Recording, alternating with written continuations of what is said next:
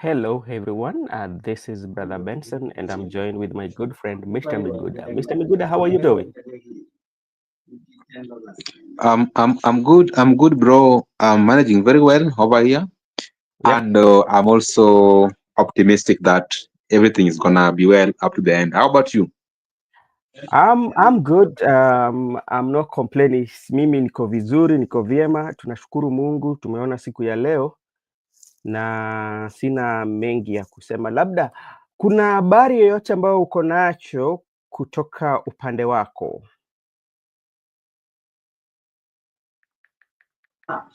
Habari yenye niko nayo kutoka upande wangu ni tu nimeona kwamba kuna mgawanyiko, si mgawanyiko aswa ya fitina, ama kuna tu mgawanyiko ya kiheshima. Unapata wale wanaounga serikali mkono katika chama cha ODM, wakati wanafanya mkutano wao ama wakati wanafanya vitu zao, Mhm.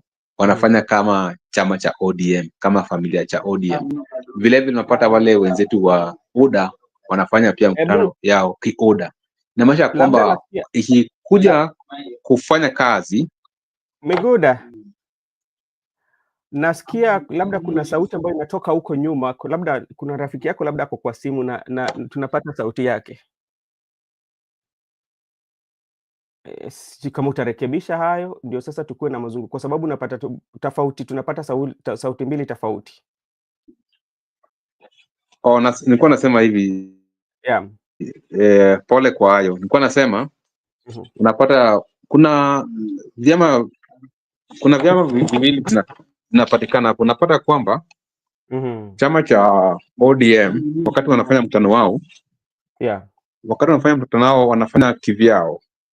Mhm. Inamaanisha kwamba kuna kiheshima hapo, lakini vile vile wale wenzetu wa UDA wakifanya mkutano zao wanafanya kivyao. Ndiposa nasema iwapo wanafanya kazi pamoja Yeah.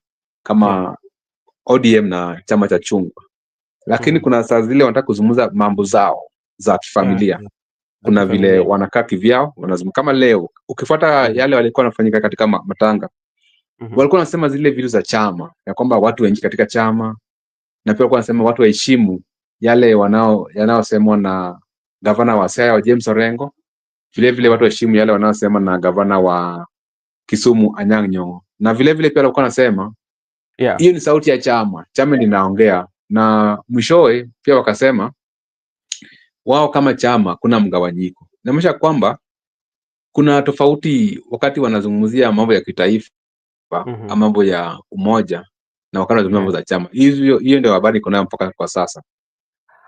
Okay, asante sana Miguda. Tutakuja kuzungumzia hayo kwa sababu mazungumzo yetu ya leo itakuwa inahusu katibu mkuu wa chama cha ODM, kwa sababu katibu mkuu amekuwa katika mstari wa mbele kukosoa sana sana serikali ya Rais William Ruto, na mara mingi wandani wa Rais William Ruto vile na baadhi ya wandani wa Raila Amolo Odinga hawajafurahishwa na matamshi yake ama yale maneno ambayo anatoa kukosoa serikali. Na ukiangalia historia yake, sana sana ni mtu ambaye ana msimamo wake na naamini Kenya anasema ni kwamba haezi kuwa kwamba mawazo yake ama labda kitu ambacho anataka kusema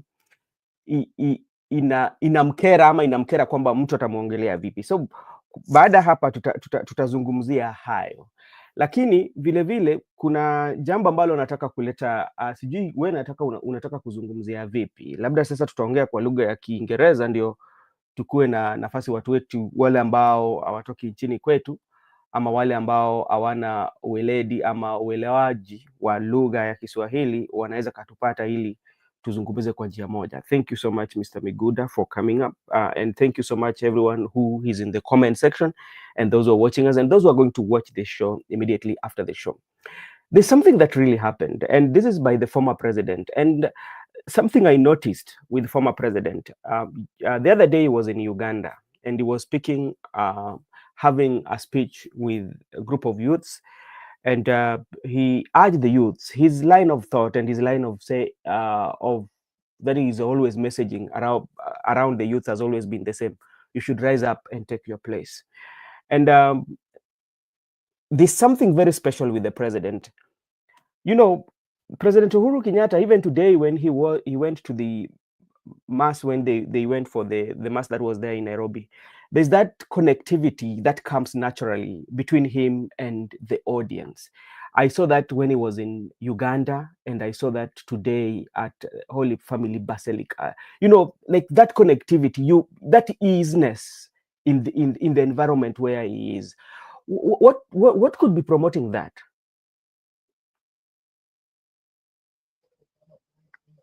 I got you very well. You have to understand that the former president, Uhuru Kenyatta, from my point of view, even the time when he came to power, the current Gen Z, most of them were now being admitted into high schools, and some were also concluding the primary school. So Uhuru Yeah. Kenyatta is the one who presided over the Gen Z while they were in their puberty age, when they were growing up. They Yeah. get to know him, and also he came as the president at the era of social media. Remember the time when he was the president, there were nicknames which were given to him by the younger generation. He was called names like Jaden, names like Kamwana. All these Uhuru Kenyatta never go contrary to the wish of the people. And he further stated that, but he was quoted and it was recorded that he said, I don't mind what you are saying. You have the freedom of expression. I don't care. You will talk social media, then at the end of the day, you got back to sleep. At the same Yeah. time, he also never regulated any social media use. And also he simply quit the Yeah. popular X space, and he never come back again to the X space. He simply quit because he was tired of maybe responding to the people. Yeah. That's how the people have come to age with him, and also that's why you'll find the younger people resonate Mhm. so well with the former president. At the same time, Yeah. he has also encouraged the younger people to press on and also to fight their rights. He has actually asked them to take their positions into the country. That he has aligned his thought with the wave of the change. And when he was the president, he never interfered with the young people. And in fact, during his reign, there was no abduction of the younger people, and there Yeah. was no even extradition of the younger people. I, Mhm. I believe that that is why whenever his presence, he tend to resonate with the audience because of the history he's carrying while he was the president. You know, history is very important. The Yeah. history is carrying while he was the president resonates so with the younger people. People prefer Uhuru Kenyatta to Ruto Yeah. because he never interfered with the emergence of social media and Yeah. emergence of new thoughts and the generational change of the younger Yeah. people. That's could be the reason why there's a difference between him and the Yeah. current president. Okay, thank you so much. And our good friend Douglas Kibogong is with us here. Douglas, I hope you're doing well. And this is what Douglas is saying. Are Ben, you are a new voter in 207. We really were really being hungry, but Karua is now dulling young people. Yeah, I think like when it comes to the election period, there are those who, I don't know how it usually happens, that you find that those who are, it changes, Ben. So the wave is important. Yes, in politics the wave is quite much important. Yeah, and let me just go to this, some of the comments, or some of the things, that some of the lines that Uhuru Kenyatta really uh, uh, and he was one of them. This is what he said: nobody outside Africa is coming to save you. Former President Uhuru Muigai Kenyatta urges millennials and Gen Z to rise up. That is one. Another thing that he said: history has often been written by the powerful, but the future will be shaped by the principle. Thank you so much, Mike Onyango Bwana. He switched off the social media with Matiangi as internet CS. Hey, huyo ni Uhuru Muigai Kenyatta. Suppose wave changes, will you change? Yeah, we will change. No, we cannot change, but we can give our views on what has made that change to happen, Mr. Kibogong. But sometimes we can change because, for instance, like maybe some people, they don't share the dream of maybe the policies of President William Ruto, but because he's the president, you have to change and abide by the rules or pay the taxes. So that is something that is there, Mr. Kibogong, and I hope another thing is that those are some of the things that Uhuru Kenyatta did. And as I was telling you earlier, is the environment where he is, like you find that people usually connect with them. And you talk about Jaden, and if you look at the especially the generation that is called Jaden, Hayden, you know, these are younger. Are they the Gen X or the millennial or the Gen Z? Most of the Jaden and Yeah, Aiden I've met, yeah. actually they're Gen Alpha, Oh, not they are even Gen the Gen Alpha. Z, Gen Alpha. Yeah. So, okay. Thank you so much. And that is Uhuru Muigai Kenyatta for you. I feel like whenever he speaks, he knows how to connect with the audience, and the audience feel ease, and which sometimes is not experienced by some leaders. So that is maybe something that is a gifted, and um, that is also something is that there was something that I would want also to share with you. Miguda, this is now the second time. Maybe you did not talk about it. This a big issue. I don't know whether you came across this news of 9 family members were burnt to ashes just because of land dispute. And from the sources, like if you listen to some of the reasoning why that person did that, you say, why would you do that?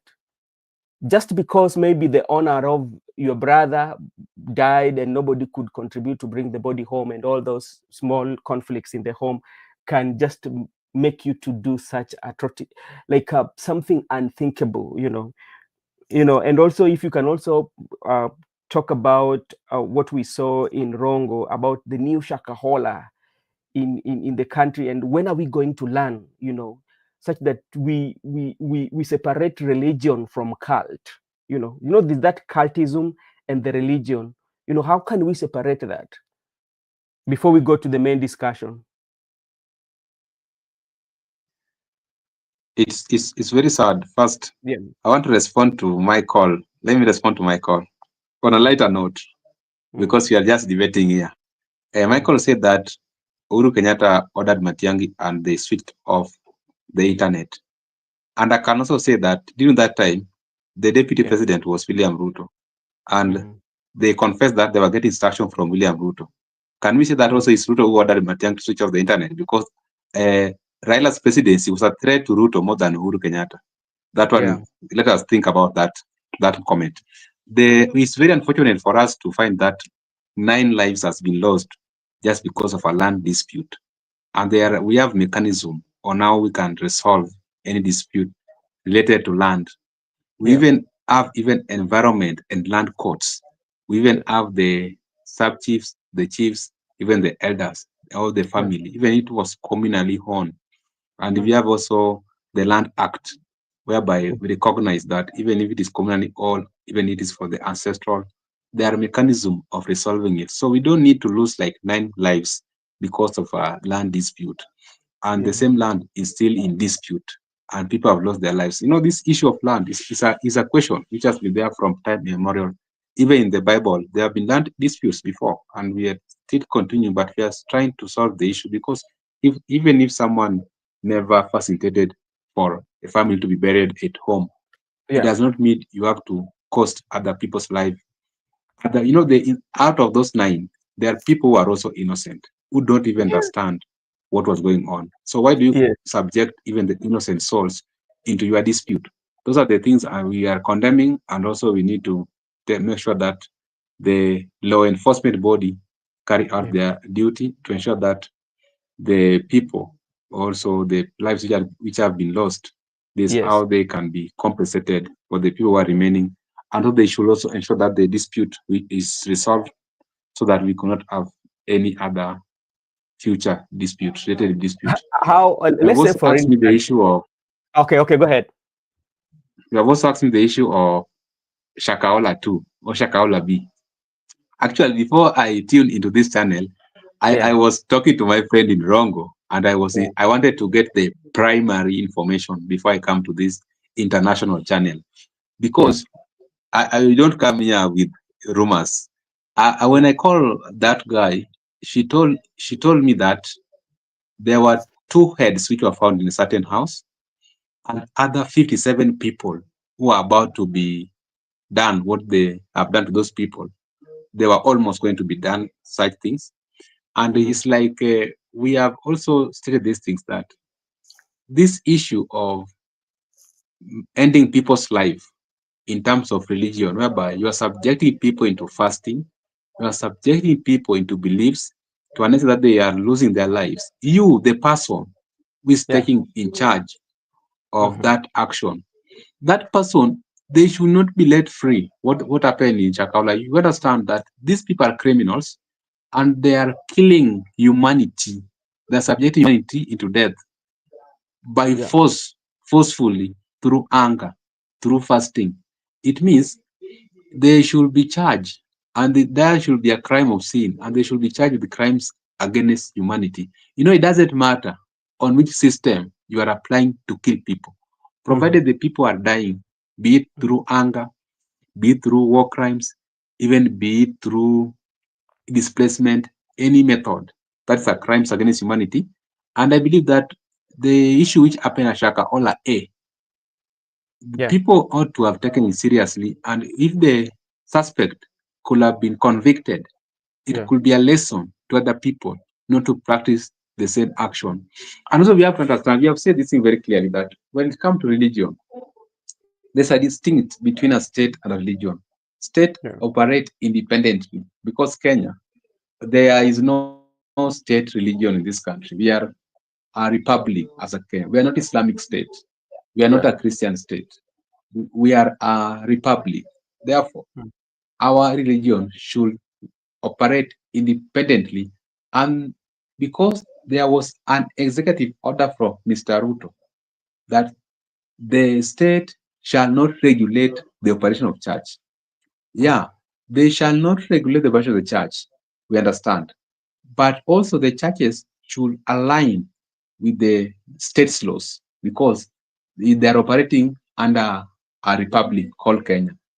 Even though we are independent and we operate independently, we also need to observe that there are criminal offenses whereby if you take someone's life, that one is a crime and you can be charged in the republic court. Those things should be understood, and that's why we need to also ensure that the people who are presiding over these churches, they are well trained. They understand the theological part of it, of the Quran, that in the case of Islamic, or the Vedas, if in the case of Buddhist. They should understand the doctrines and fundamental beliefs of the churches, or of the temple, or of the mosque. Back to you, Brother Benson. Thank you so much. And Kibogong is saying that state should intervene. Okay, thank you, Kibogong, and say that state should intervene. Yes, in cases like that, especially when it tends to take the life of citizen. It is always the responsibility of the state to take care of the citizens, and that's why you find in cases where you are fighting with your brother, for instance, like typical example, like the one that has happened in Siaya. The person who has done that, he will be going to the court.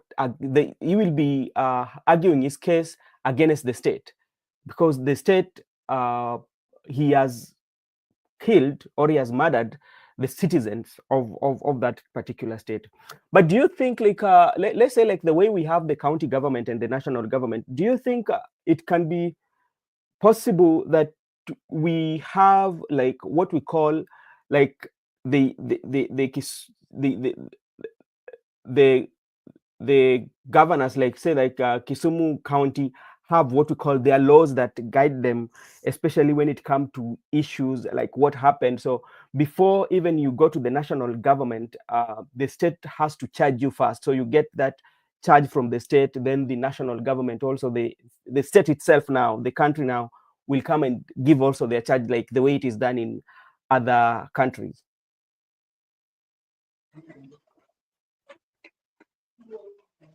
Brother Benson, you must understand that That is not our legal system. Our legal Oh, system is very yes, clear. Our legal yes. system talked about, you understand that we have a devolved function of the government.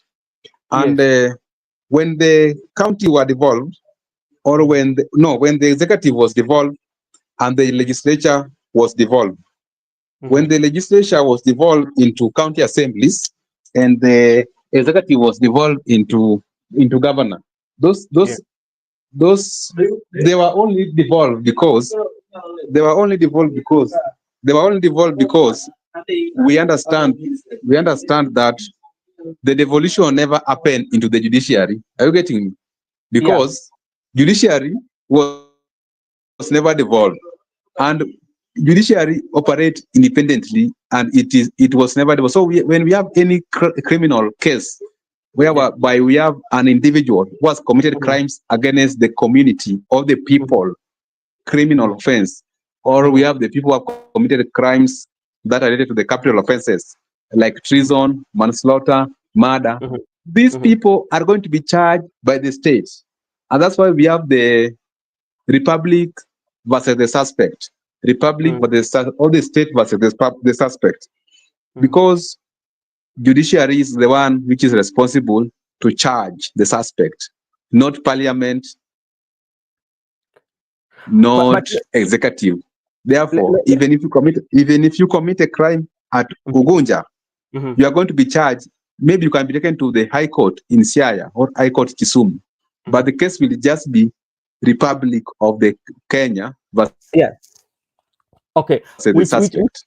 which I understand very well. Let's take, for example, like when you look at let's say like any county, that the county that we have, their sole responsibility is also to take care of the citizens that are in that county.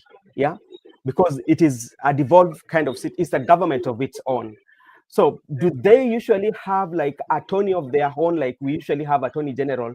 That is for state. What about the counties? Do they have like uh, a legal counsel that is employed by that particular county to take on some other issues, legal issues that involve that county, or they have to procure it from other jurisdiction or other private uh, advocates? No, in the devolved function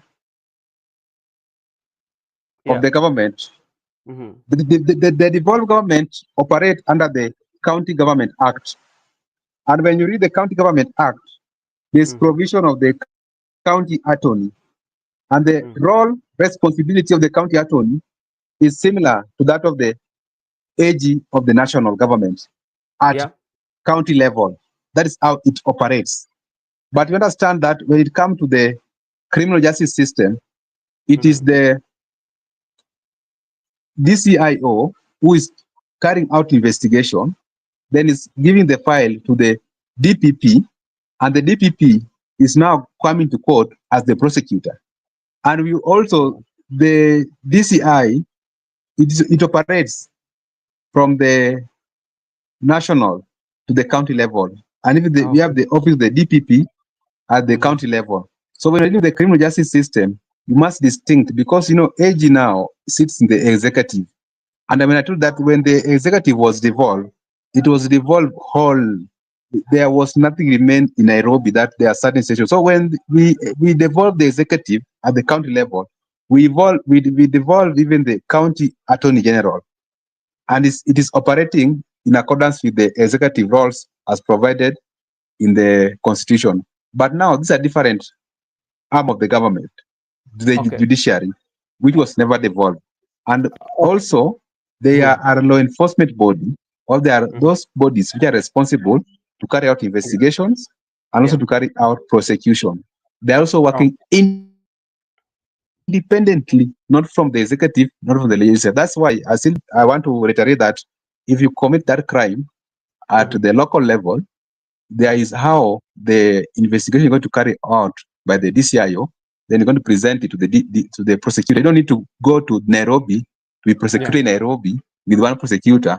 The prosecutors are all over at the Okay. each and every level of the country. Now you are going to be prosecuted with the prosecutor maybe at Siaya High Court, the way you have said, or Kisumu High Mm-hmm. Court. That's how the case is going to end. But you are going to face the republic, the state.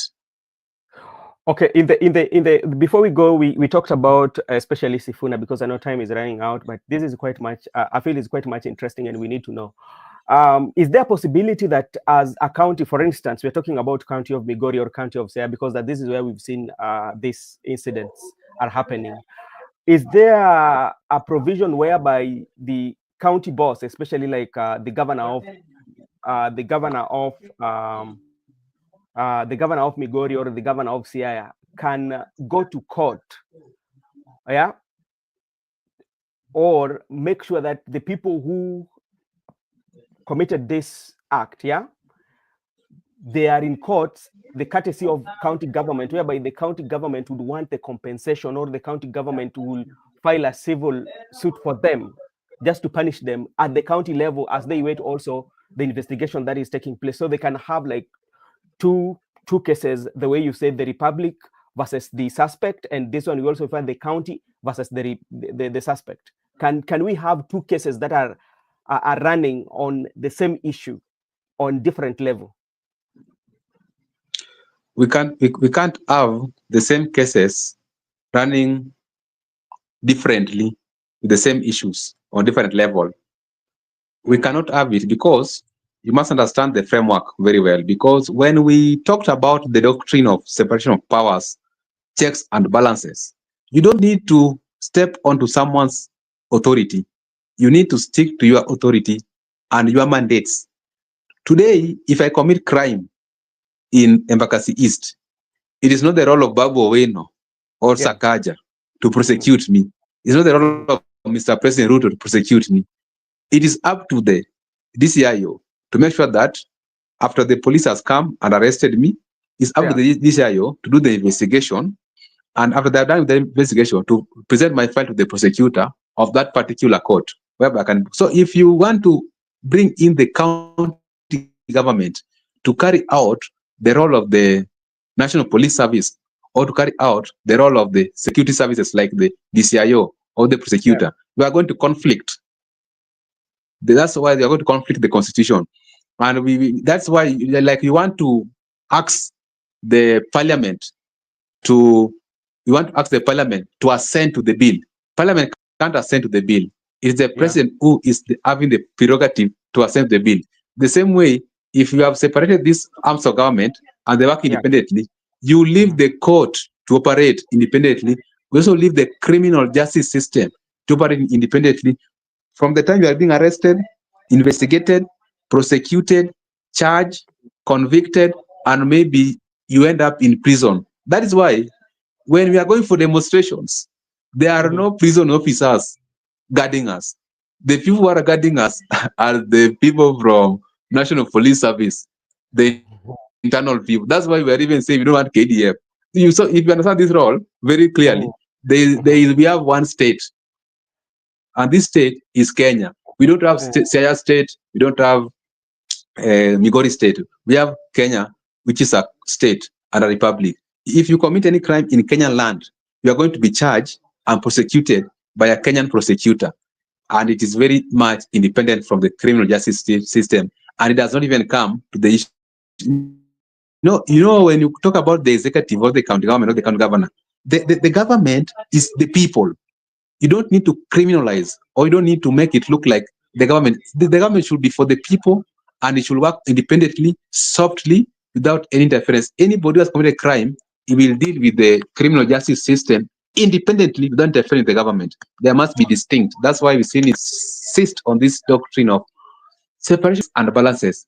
People should observe their lanes. They should not overlap. Okay, thank you so much for that elaborate explanation, because sometimes when it comes to matters to do with the legal and law, especially for those who do not have the legal knowledge, it becomes quite much difficult to understand. Ben, will you support Naivasha Malaba Road? Yes, because and it's something that we want to also, we will also talk about it, because this was raised by Edwin Sifuna, and this is touching on the devolution. And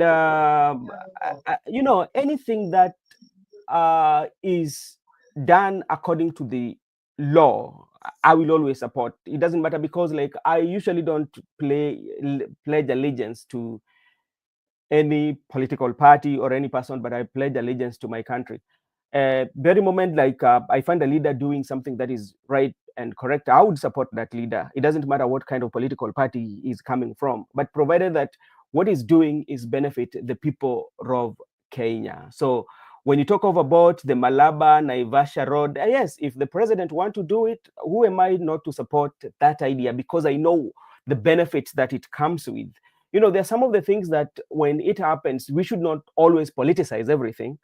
If it is something that is going to bring economic empowerment to the people, or is going to make it easier for the economy of the country to grow, despite the fact that you might have what we call the political differences with that kind of like particular person, then that one does not qualify you to object a good project. Or Miguda, what do you say? Can you object a good project that is going to benefit the people of Kenya just because you have different political ideology with that person?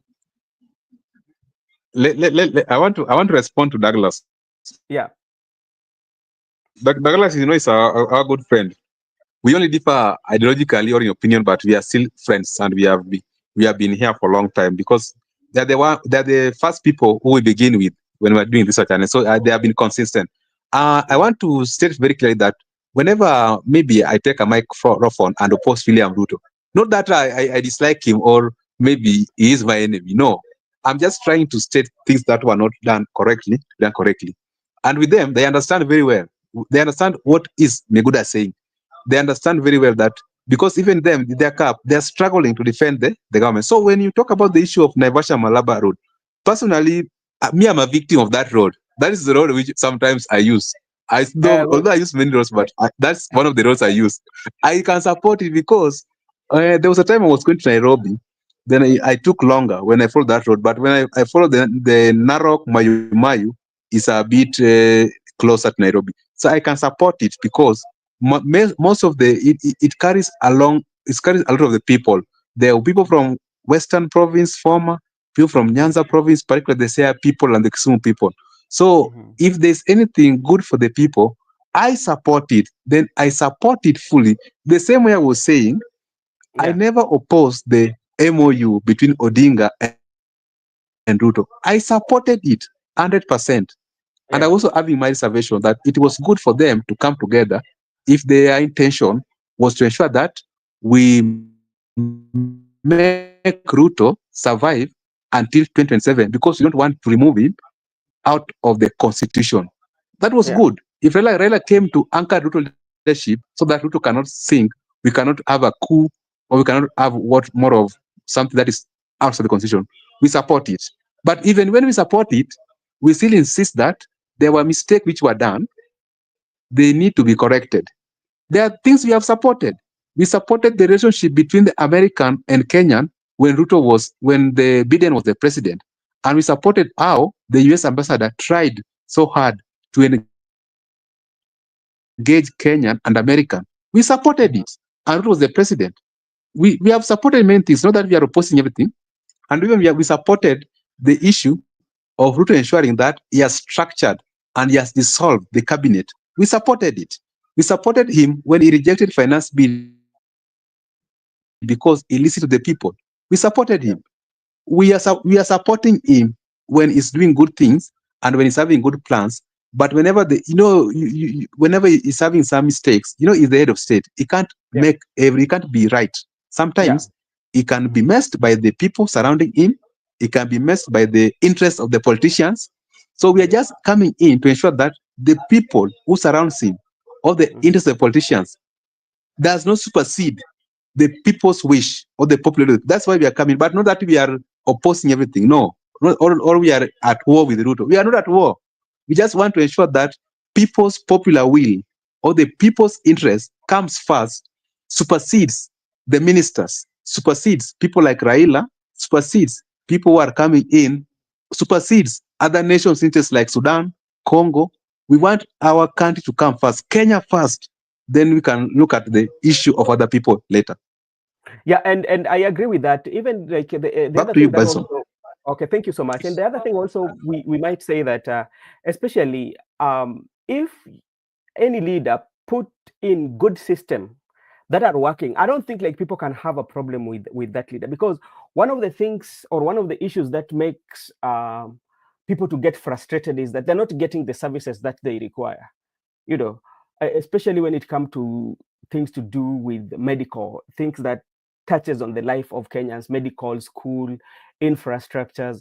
You know, when you put all this in place and make it a very conducive environment, especially when it comes to taxes, you know, especially there are cases whereby if the economy is doing good, you can raise the taxes, you know, but you know, you cannot raise the taxes whereby economy is not doing good, majority of people do not have jobs. What does that one mean, you know? And also something that also we have also to understand, that raising the taxes does not mean that economy is going to work, because you have to look at the people that you are taxing. Yeah, and what is the people that you are taxing, and how do they understand even the taxing itself? You know, sometimes you might have very good tax proposals to the people, or putting in place favorable tax proposals or taxes that are very friendly to the citizen. But if the citizen do not pay the tax, you as a government, it will also be very hard on yourself or on the government side, because you will not find time to run even some other projects, because the projects are being run on the taxes that Kenyans are paying.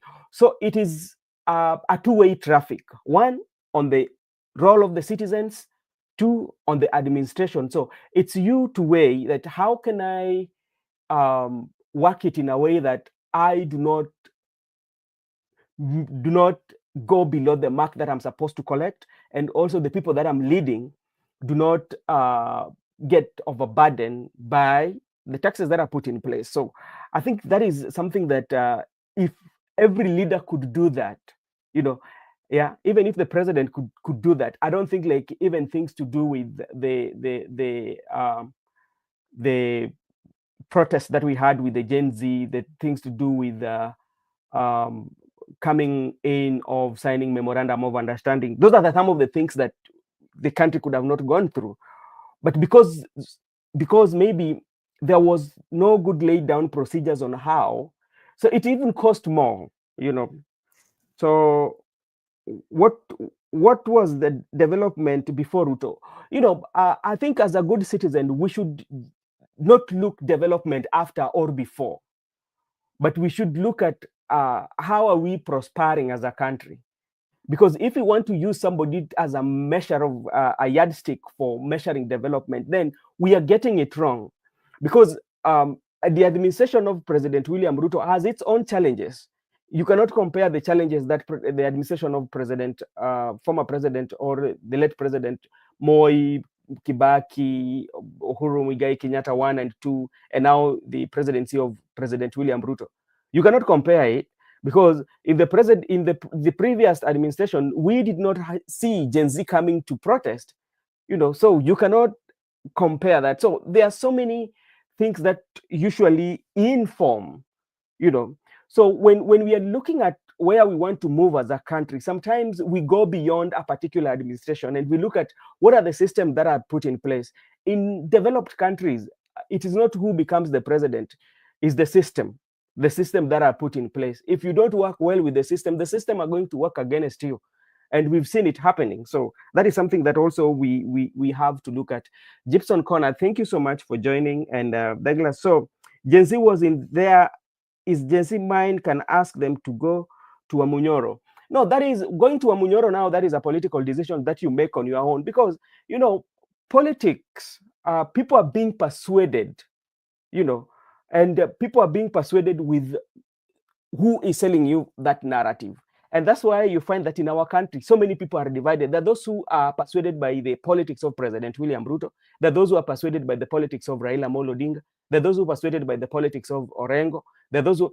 So each and even the Gen Z, if they feel that, okay, Wamunyoro is the best person in our own interest to answer those questions that we need, those answers that we need, then they will go to him. If they find that it is in Raila, they will.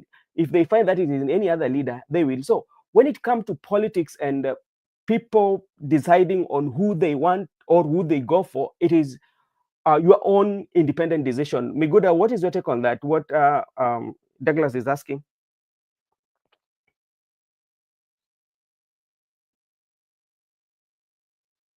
Miguda, are you there? Okay, let me wait for Miguda. So that is what is there, Mr. Douglas? So like you, I know you have political affiliation where you feel like this is the place where I feel I belong, you know.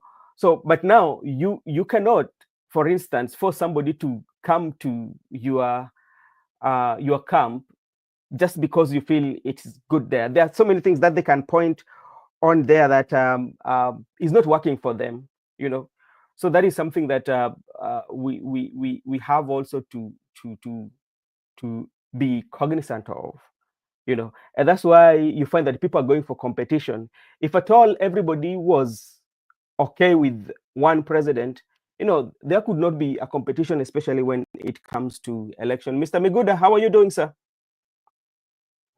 Okay, so that is also something that we might, you know, there's something here that we need to discuss about. And I was just thinking, like, I wanted to ask, who is Edwin Sifuna speaking for? Let me see what Kibogong. That's why voting is there. Yes, the voting is there to get, because it's a competition.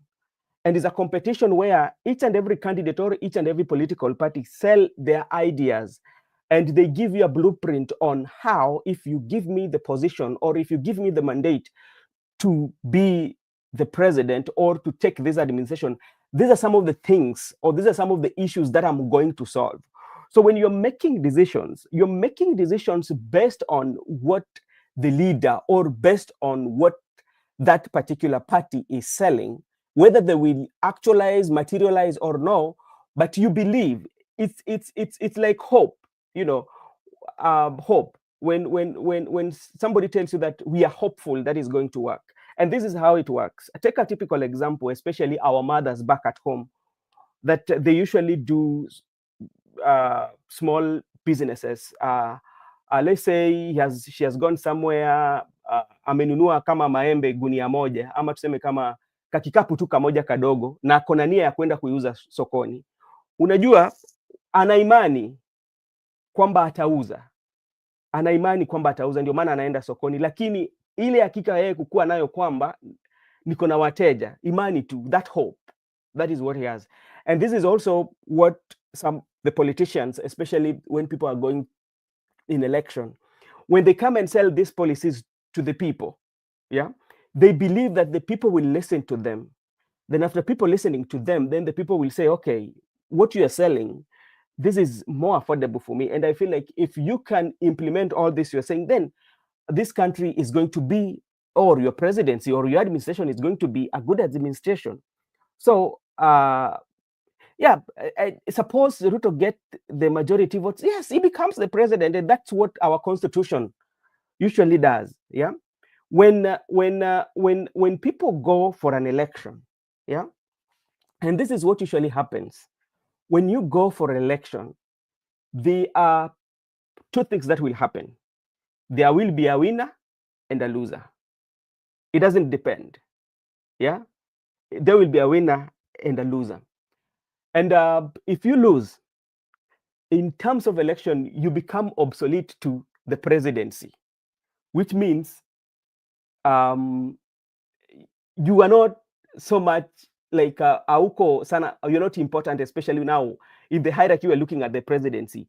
You are not. Once you umepoteza uchaguzi katika uongozi popote tu, katika hasa nyanja za chini, tuseme udiwani, on the MPs and all that, once you win or once you lose, you become irrelevant, if to say, like in terms of the mandate, you'll not be having that mandate and you will have to wait until you go for another election. Sifuna is not speaking for anyone, but wants to represent the underdogs. Please stand for what he believes in. Yeah, you know, Gibson Connor, I agree with you, but now you see, I want to give you a chronology of the reason why we are asking, like, who is he speaking from? When you look at the history of ODM, especially with the secretary generals, it has always been not very easy, especially if you go against what the party is saying. But right now, we know that the party is divided. There are some people who are speaking against and the people who are speaking for. But now, if you go back in the history, I can remember there was a time Magerer. I don't know whether you remember Magerer. The scaffolds was there, and he was ejected from Orange House.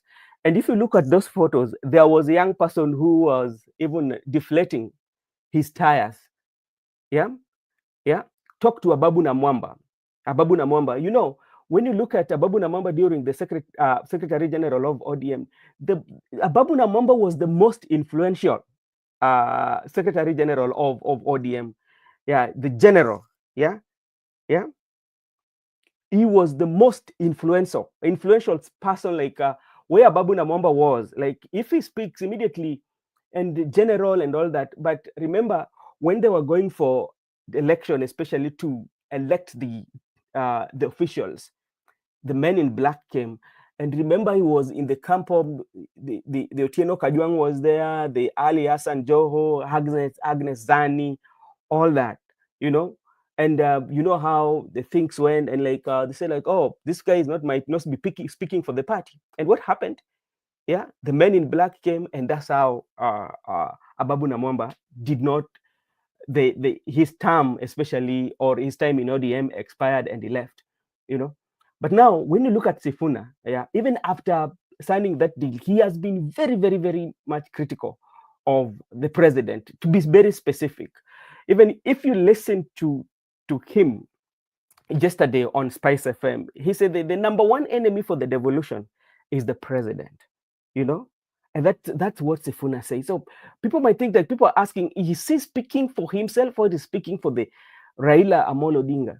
And this broad-based government is really for the country, or is for individual? If Sifuna can speak that way. Miguda, thank you so much for coming back. And what happened, brother? I think it was just a technical issue. I'm right back. Okay. Thank you so much. We were just starting a conversation. So let me, Bena, in your polling station, have there been wrong results? Wrong result in terms of what? Because it varies. Wrong result does not only mean that the numbers are not matching. There's so many things that can influence that wrong result. So in terms of what? That is what, if you can tell me during voting wrong result, how do we get wrong result or manipulated result? Because results can be manipulation of figures. If that one is you're talking about, then yes, there are cases whereby there have been a manipulation of figures by recording 2 instead of 1. Yeah.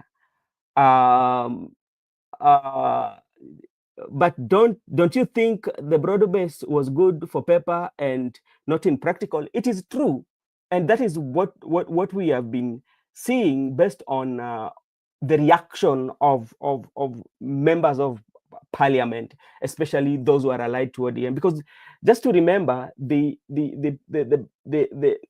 members who are allied to president have accused the allies of the Right Honorable Prime Minister for blackmailing the president, you know. So, and what Sifuna speaks, Marco Miguda, what do you say about that? Well, sometimes we have talked about this issue of broad-based government, and also the good thing is that all our sentiments are recorded on YouTube, because if you go to Brother Benson Media, they are very recorded. We said very well, and on the first time, when people are now crying that Raila has joined Ruto, now he's going to defend the people, we were very clear, and we have never changed our mind. We said Raila, just like another person, has his right to join whoever he want to join.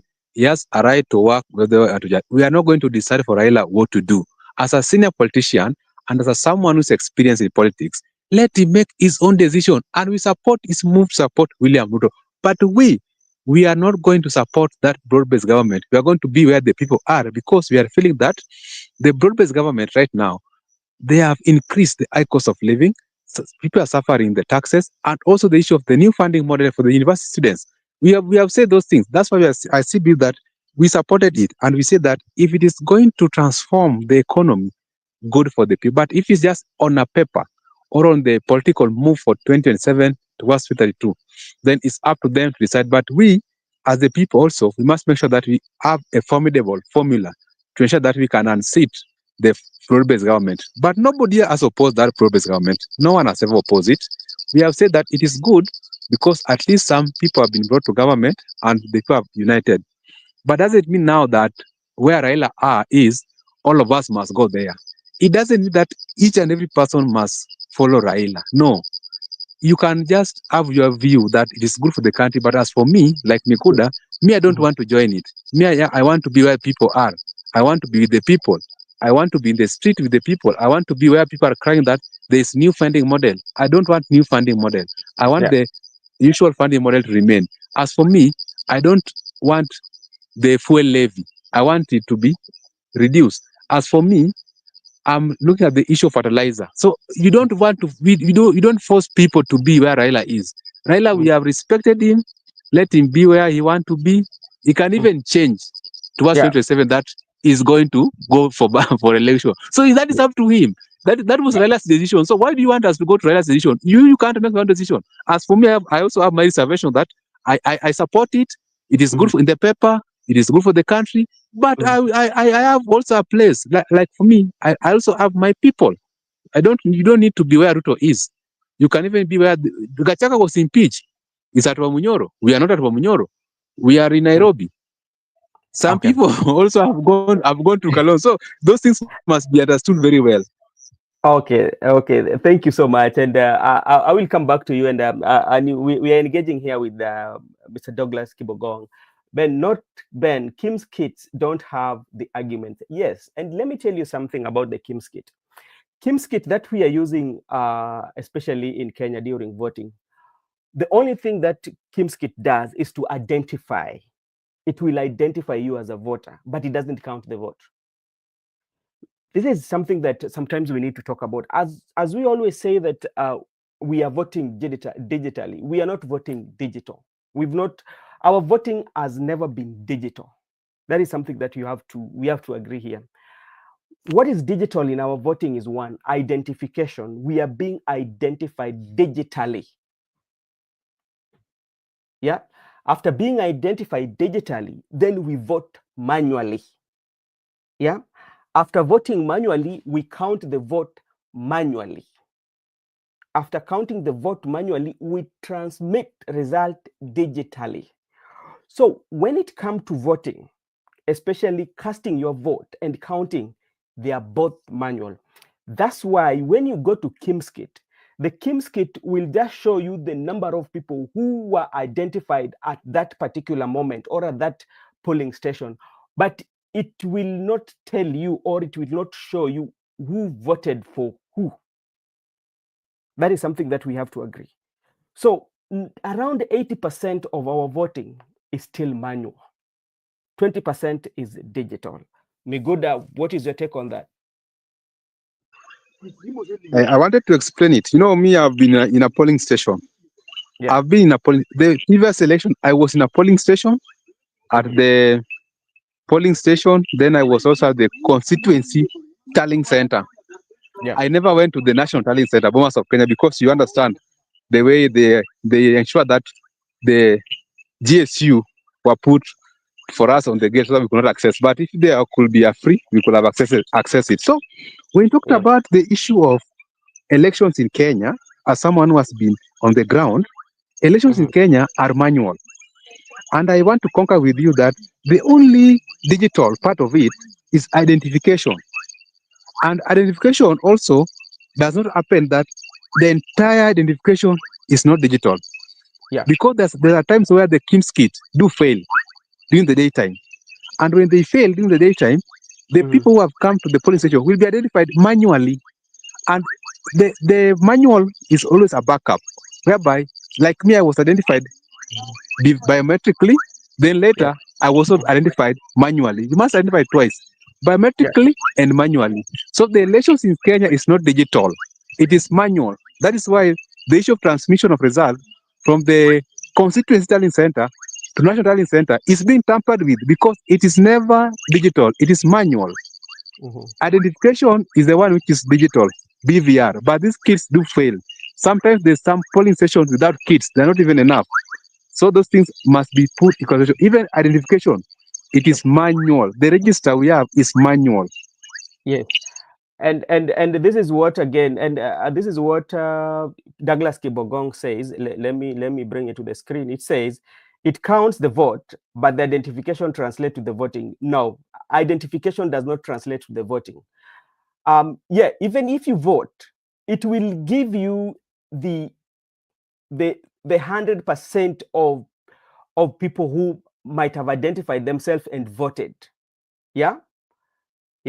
So let's say, like in a polling station, for instance, the kit identified almost 200 people.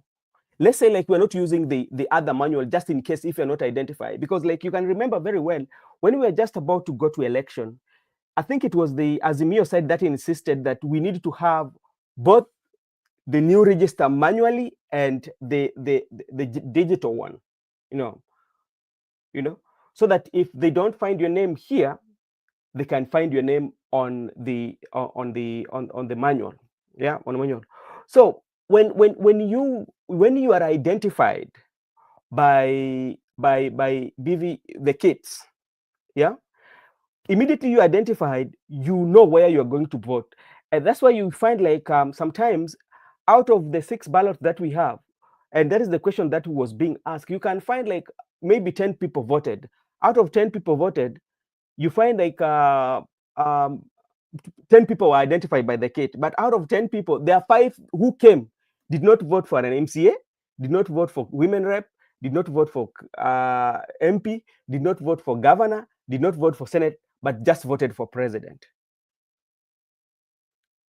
So it doesn't kind of like translate, identification doesn't translate to voting.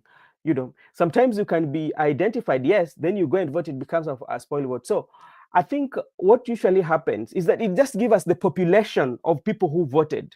Yeah, population of people who voted, that during this election in this polling station, a total of 100 people were identified to vote. Yeah. So out of this 100, 90 voted for president. President has 90 votes. Then the other presidential candidate has like around 10, or the other are divided amongst themselves. So let me see. Most places in the world do the counting manually and announce digitally. Remember, we have void counts too.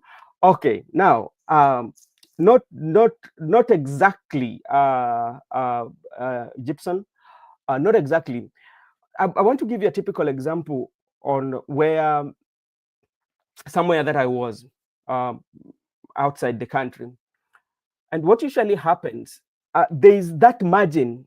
If to say you are competing against one another, and it's that threshold that the vote have not met, then it will require you to go manual. It will require you to go manual based on the laws that governs election, maybe in that state, and if it passes that threshold, or in other words, if they feel like the machine did not count it well, then now they can resolve to go manual. But in some cases, what usually happens after voting, the digital, it will be counted. I don't know, but like I think I've seen cases whereby if you don't meet that threshold, you can either go manually, or there can be a rerun on that particular area because you've not met the threshold in that that particular area.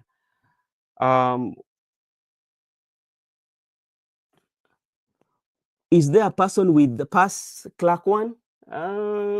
Clerk, like, Miguda, what do you say about that? Okay, what I wanted to say is that you understand, these things must be, let us understand this thing the way we are saying it. There is no rocket science about it. In Kenya, The BVR is not counting votes. It is the people who count the votes. Mm-hmm. The people count, Yeah. and the people tally. And of the tally is the presiding officer who declared, returning officer who declared at the polling station. The presiding officer now is going to move the result to the constituent tallying center. At Yeah. constituent tallying center also, we do counting and we tally by the people. There's no machine doing those things. Then Yeah. from there now, the result just been the returning officer at the constituency level is now carrying the result up to the Bomas of Kenya, the so-called transmission from the Yeah.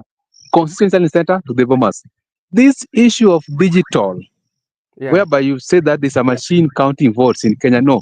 The BVR always at around maybe noon, you'll know that at least 27% of the registered people have voted. You'll have to know.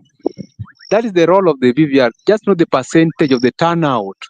It's very easy for you to know the turnout before the election ends. So that we can okay, today we had like 30% turnout the entire country. That's how it assists. But the question comes in now, where there is instances whereby this BVR has failed. Yeah. Mm-hmm. And when it has failed, people will go to manual. How will you know that this percentage have turned out to vote manually? Because you have not collected the all manual registers. So this issue of elections in Kenya digital, that's a myth. It is not digital. It is manual, even the counting, even the tallying. Now what is happening, the Kiswahili call it kujumuisha the result. That is now when you know, okay, that is why it's very easy for you to steal election in Kenya, because people will wait the result from the constituency tallying center to the national tallying center. That's why it can take even 7 days before they clear the result. And they will answer you that it is by design. The constitution is decided that you can wait even for 14 days before receiving the result. The result of the presidential election is always known by midnight, because we have 6 ballots. We are beginning with the presidential ballot. It's being opened immediately the polling station is closed around 5 p.m. So I think around 8:30, 9:30, everybody in all polling stations in the country could have counted the presidential election. So by midnight, the intelligence already know who has won the elections. They know. If you have your intelligence all over in the polling station, they know.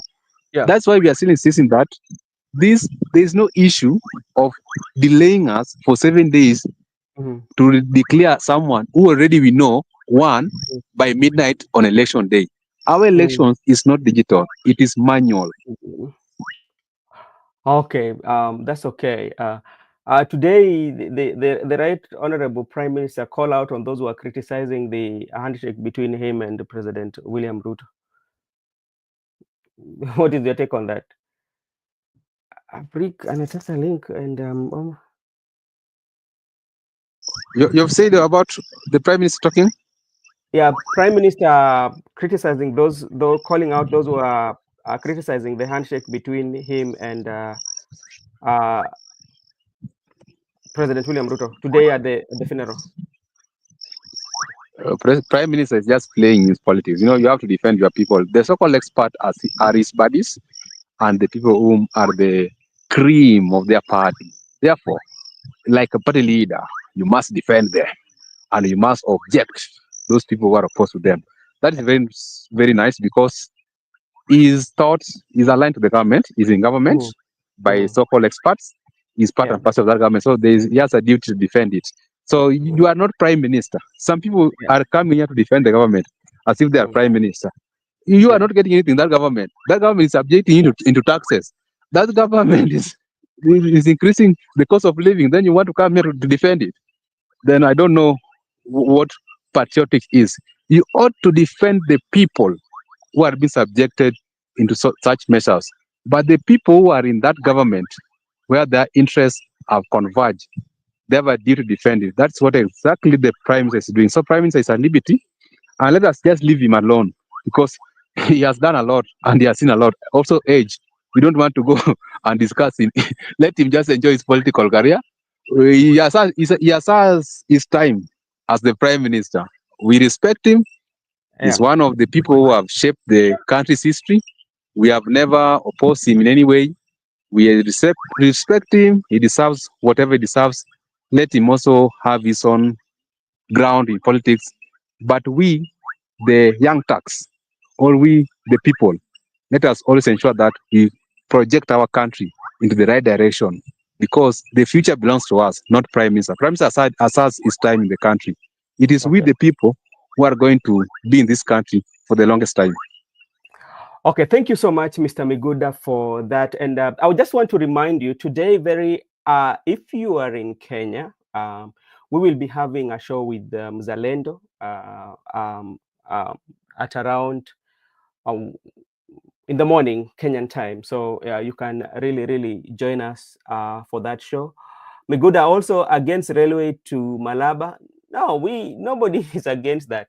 And let me take this opportunity to thank everyone who has been in the show. And Makobura will be coming with another show around 10, and hopefully with Miguda, so we can continue to have a conversation. Actually, Makobura will be continuing with who is Edwin Sifuna speaking for, or is he speaking his own mind? And we are seeing all that is happening between the Jubilee and Orange, about the UDA and Orange Democratic Movement, especially on the broad-based government, whereby people are speaking differently.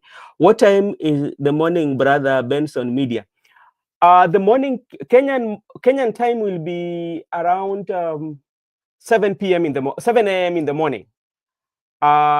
Maybe if you are in US, it will be like around in the midnight.